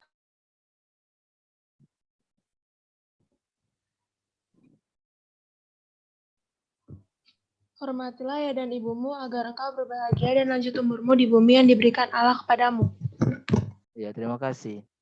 Jadi itu diutamakan Tuhan ya ketika pembagian titah yang kedua itu. Yang pertama itu justru yang diingatkan Tuhan bagaimana kita berperilaku terhadap orang tua kita. Jadi enggak langsung dibuat jangan mencuri, enggak. Tapi yang pertama itu bagaimana kita menghormati orang tua kita yang utama. Nah, semua ada katekismus kecilnya kan? Coba Maya teruskan baca dari katekismus kecil nang. Apa artinya titah ke-5 itu? Maksudnya kita harus takut serta kasih kepada Allah, sebab itu jangan kita bersikap remeh terhadap orang tua kita, terhadap perintah dan terhadap orang yang lebih tua. Jangan kita menimbulkan kemarahan mereka, tetapi hendaklah kita selalu menghormati dan mengasihi mereka, menurut dan menyelami jiwa mereka, serta senantiasa berbuat baik kepada mereka. Iya, terima kasih. Jadi sudah jelas ya. Jadi firman Tuhan itu semua dasarnya karena kita mengasihi Allah dan takut akan Allah. Jadi orang yang mengasihi Allah, yang takut akan Allah itu, dia pasti akan menghormati orang tuanya dan orang yang lebih tua darinya. Caranya bagaimana? Jangan buat orang tua kita itu kesal, sedih, apalagi marah. Karena ulah kita yang tidak benar. Itu. Kemudian firman Tuhan itu mengingatkan kita supaya kita menaati perintah orang tua kita. Itu cara kita menghormati orang tua kita. Kita dengarkan perintahnya, pengajarannya, nasihatnya, dan kita lakukanlah apa yang diperintahkan orang tua kita. Dan juga kita menunjukkan sikap hormat kita dengan perkataan kita kepada mereka. Nah, masih ada nggak dari anak-anak Marguru yang ngomong bentak-bentak orang tuanya? Ada? Mudah-mudahan nggak ada ya. Iya, bagus. Jadi itu nggak layak kita lakukan. Mengapa? Karena orang tua itu adalah tempat Allah menghadirkan kita di dunia ini, itu yang pertama. Dan yang kedua, melalui orang tua kita, Allah bekerja mengajarkan kepada kita bagaimana supaya kita mengasihi Allah. Mereka mengajarkan kita supaya mengenal Allah. Dan mereka juga menjadi saluran berkat bagi kita. Jadi sebagai anak, kita tidak layak menyakiti hati orang tua kita, melawan orang tua kita, apalagi membentak orang tua kita, ngomong kencang kepada orang tua kita. Itu tidak layak kita lakukan. Tanda bahwa kita adalah anak Tuhan yang takut akan Tuhan, kita hormat kepada orang tua. Berbicara halus dan lembut kepada orang tua dengan rendah hati. Itu. Jadi kalau masih ada dari anak-anak para guru yang ngomong sama orang tuanya masih bentak-bentak dan sering juga melawan orang tua, firman Tuhan tadi ingatkan kita ya supaya tidak diteruskan hal-hal seperti itu. Kita selayaknya menghormati orang tua kita yang sudah menjadi alat Tuhan menghadirkan kita di dunia ini, yang sudah menjadi alat Tuhan untuk memberikan keselamatan juga kepada kita. Dan juga untuk menjadi saluran berkat Tuhan kepada kita. Jadi layak kita hormati. Bahkan ada peribahasa mengatakan orang tua itu adalah wujud Allah yang kelihatan.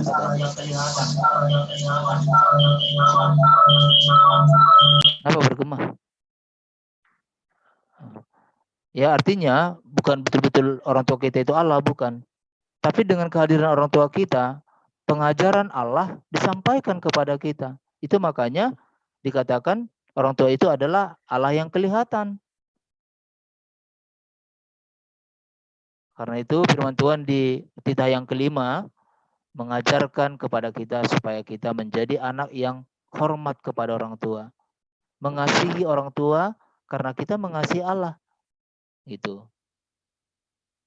Dan mendengarkan nasihat mereka, melakukan apa yang diperintahkan orang tua. Sejauh perintah itu memang tidak bertentangan dengan kehendak Tuhan. Gitu ya. Tapi kalau misalnya pengajaran orang tua itu misalnya yang buruk, yang menentang Tuhan, jangan juga diterima. Misalnya ketemu dengan orang yang lebih tua ini, kita. Jadi dia bilang, nggak benar itu ke gereja, jangan ke gereja lah. Atau nggak benar itu beribadah kepada Tuhan itu, jangan ibadah. Nah, kalau kata-katanya seperti itu, nggak usah didengar. Tapi jangan juga dilawan, diamkan aja gitu. Tapi kita nggak perlu melakukan yang seperti itu. Tapi saya yakin semua orang tua kita selalu mengajarkan yang baik kepada kita. Ya. Entah misalnya penampilan orang tua kita tidak seperti yang kita harapkan, nggak seperti bintang film misalnya kan. Nggak apa-apa. Ya. Jangan mentang-mentang misalnya orang tua kita itu ya postur tubuhnya misalnya nggak mengesankan gitu kan. Lalu kita malu punya orang tua, jangan juga, nggak boleh. Yang pasti mereka adalah orang tua kita yang harus kita hormati. Entah bagaimanapun bentuk postur tubuhnya misalnya. Itu ya. Saya yakin anak-anak para guru nggak ada yang seperti itu ya. Menganggap orang tuanya sepele gitu karena bapak mama nggak gitu ya.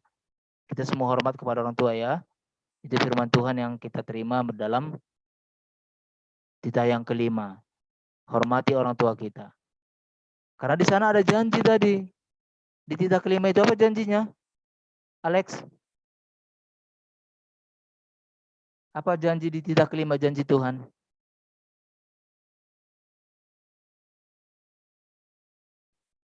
Tadi ada itu supaya titik.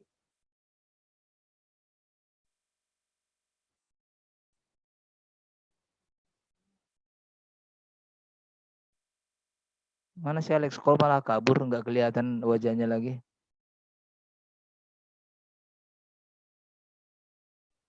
Alex, tolong jangan ditutup lah ininya. Alex, Elena. Ayo loh, nanti saya lapor loh ini ya. Alex, Elena. Raymond. Ayo Alex, apa tadi?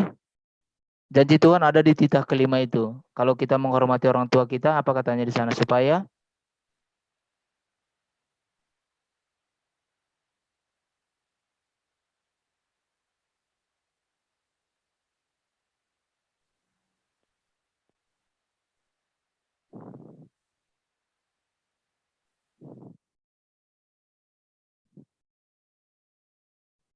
malah ditutup lagi? Oh, Chris Manuel lah, belum disentuh tadi namanya ini. Supaya apa, Noel? Supaya lanjut umurnya di tanah yang diberikan Tuhan kepadanya. Iya. Jadi di sana ada janji ya. Supaya lanjut umurmu di tanah yang diberikan Tuhan Allahmu kepadamu. Nah, itu dulu diberikan titah itu kepada Israel. Artinya berkat Tuhan itu berhubungan dengan sikap hormat kita kepada orang tua juga. Gitu ya. Jadi jangan anggap enteng. Apalagi meremehkan orang tua kita. Karena rupanya di dalam perintah kelima itu ada janji kalau kita menghormati orang tua kita, berkat Tuhan juga dicurahkan kepada kita. Kalau dulu memang janji itu dikatakan supaya lanjut umurmu di tanah bagi Israel, dari tanah yang diberikan Allah itu maksudnya tanah Kanan itu. Nah, bagi kita tanah Kanan itu bukan tanah Kanan yang di tempat Israel, tapi kehidupan yang baik itu tanah Kanaan bagi kita. Dan itu Allah berikan bagi orang yang menghormati orang tuanya. Itu ya. Kita bisa nanti bincang-bincang dengan beberapa orang tua misalnya atau kakak. Banyak pengalaman orang yang sayang kepada orang tuanya, mereka jadi anak-anak yang berhasil. Yang menghormati orang tuanya benar-benar, menjadi orang yang berhasil. Itu ya.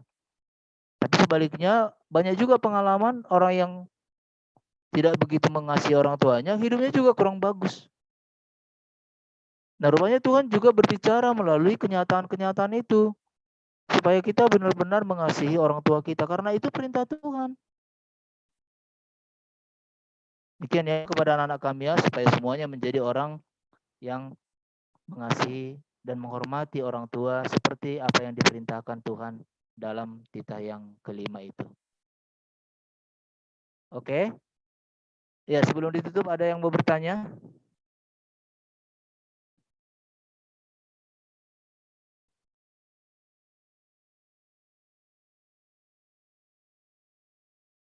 Tidak ada?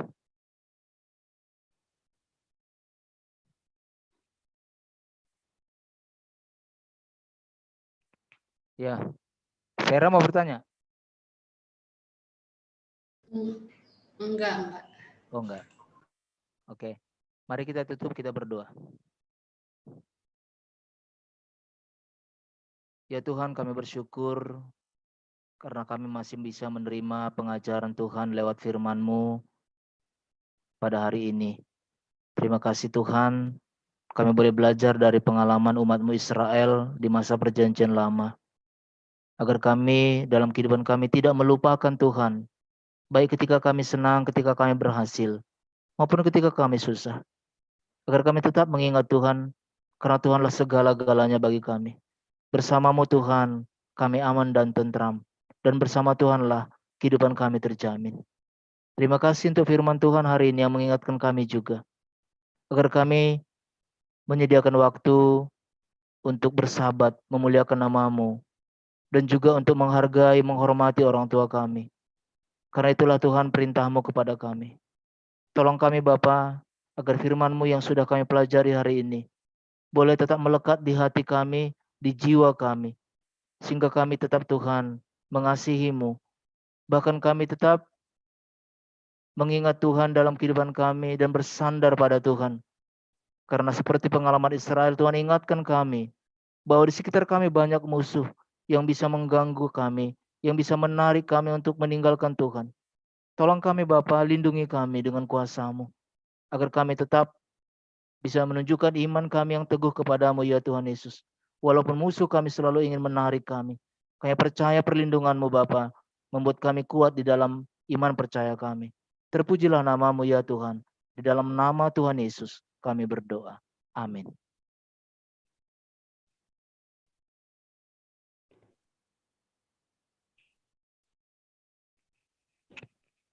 Ya, baik. Terima kasih kepada Bapak Pendeta yang banyak sekali ya. Tadi Inang mendengarkan saja sangat diberkati ya, diingatkan kembali karena firman Tuhan itu ya dan amin. terjadi selama-lamanya ya. Jadi kita akan mengakhiri dengan menggalang persembahan dan penutup. Apakah saya atau Bapak Pendeta aja langsung, Pak? Boleh. Ya. Saya juga boleh. Ya, silakan. Ya. Paima ipatupuhita galanganta, tangar kita malobe hatani naibata, natar surat bani Salmen 50 ayat 27. Ise na manggalangkon bagal ni uhur, aido na pasangapkon au. Sonari patupuhita ma galanganta. Jadi kepada anak-anak kami boleh disiapkan persembahannya, nanti dikirimkan kepada bendahara di jemaat ya. Kita berdoa untuk menyerahkan persembahan kita. Martonggo mahita mengondoskan galanganta hubani naibata. Ham Tuhan naibata Bapa nami, pardiar layak janah na unjah hubin nami. Terima kasih mah katahonon nami hubamu. Halani tongtong do ipasu pasuham guluh nami. Doma ihasomaniham hanami, jana ipasu pasuham horjanami. Das subani sadarion. Sonari ibagas malas ni uhur, roh dohanami mengondoskon buah ni horja. Nado pinasu pasumuin. Gabi galangan terima kasihon, pakon puji-pujian nami hubamu. On pese jalo hama galangan nami on, bahen hasangapon ni goranmu, pakon pabolakon harajaonmu i dunia on. Ibagas goran ni anakmu, Yesus Kristus Tuhan nami, jalo hama tonggo nami on. Amin. Mari anak para guru kita menyanyikan persembahan kami. Persembahan kami sedikit kali kiranya Tuhan terimalah persembahan kami. Hamba panami na inaguri atas, say napapasing magoranmu. Say roh maharajaonmu, say saut maharoso ni uhurmu, inaguri tongaon songon na inaguri atas. Bere hama ban nami sa darion haguluhan ari-ari. Sasap hama dosa nami, songon panasap nami, banidosa niya soman na mardosa dopak hanami. Ulang hanami bubayham huparlajon, paluaham mahanami humbani pangago. Ay hamdo Sima Hajar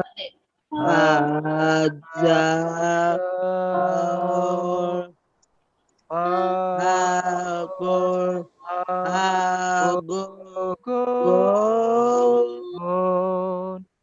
apa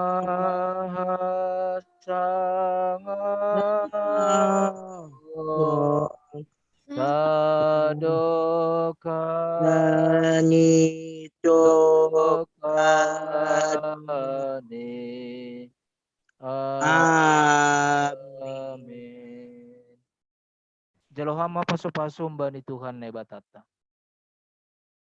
Ipasu-pasu anjaha iparorot Tuhan nebata maham. Isondangkon Tuhan nebata ma buhini hubamu, janama hidup ma uhurni mangidaham. Idopakon Tuhan nebata ma buhini hubamu, jana ipasorap madameni bani tonduimu. Amin. Amin. Amin.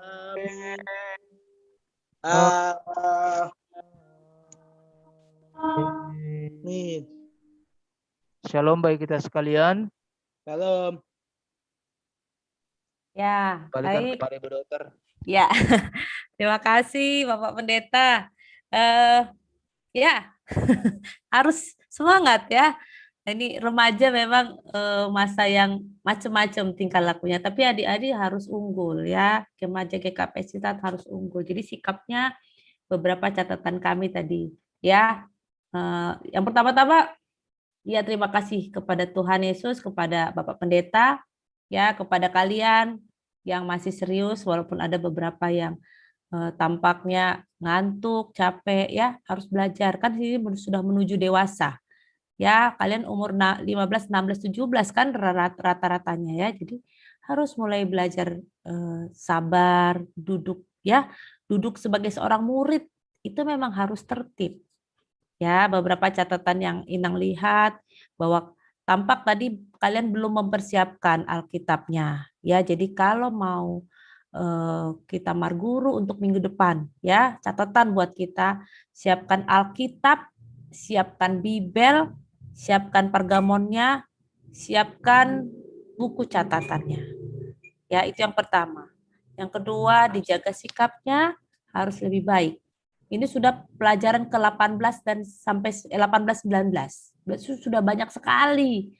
Harusnya sudah lebih baik sikapnya.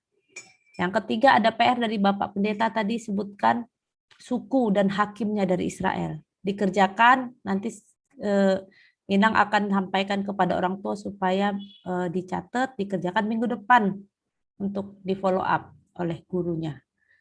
Ya, lalu kemudian terima kasih sih Pak ya sudah aktif tadi, beberapa siap, beberapa ikut ibadah dengan baik, itu sangat diapresiasi. Itu catatan dari kami, para Genda. Mungkin Pak Pendeta ada lagi yang mau disampaikan? Sudah, Bu Dokter. Mungkin Sekjem entah ada yang mau disampaikan pimpinan harian. Ya, ada. Bapak Sekjem ada ya? Kayaknya sih nggak ada. Terus, oh iya, namanya ya, jangan namanya reconnecting ya. Itu nggak baik. Ya, namanya tulis. Udah bagus-bagus dikasih orang tua kan, masa ada namanya reconnecting, Pak? Ada 2 orang tadi ya, reconnecting. Lucu sih, tapi nggak boleh ya sayang. Harus. Terus absen, jangan lupa. Di catatan kami, petugas yang absen baru setengah. Ya, tolong adik-adik ya. Dan kalau nggak hadir, jangan absen. Tadi sih ada 26 orang, Pak. Lengkap. Ini kok jadi 24. Jadi sebelum kita akhiri, kita foto dulu ya. Saya mulai dari halaman pertama, yuk dibuka semua. Raymond belum kelihatan itu. Raymond. Nah, gitu. Ya, Yang Raymond. namanya aja nanti kena foto. Yuk, yang rapi semua mau dikirim ke orang tua nih ya. 1, ini halaman pertama. 1, 2, 3. Iya, sekarang halaman kedua. Iya, 1, 2, 3. Ya, jadi ya masuk pertama 26, pulangnya 24. Nah, 2 itu ketemu hilang di jalan ya. Nanti harus memberikan laporan. Apakah sinyal Pak Pendeta aja sinyalnya tadi ini masuk lagi ya. Jadi adik-adik harus masuk. Ya, demikian kebaktian Marguru hari ini ya Pak. Ya. Pendeta, terima kasih, Tuhan berkati adik-adik. Amin, Tuhan berkati juga. Ya, sukses yang masih PAT, Tuhan berkati ya. Tuhan berkati semua. Mari kita live ya, dadah. Shalom. Terima kasih.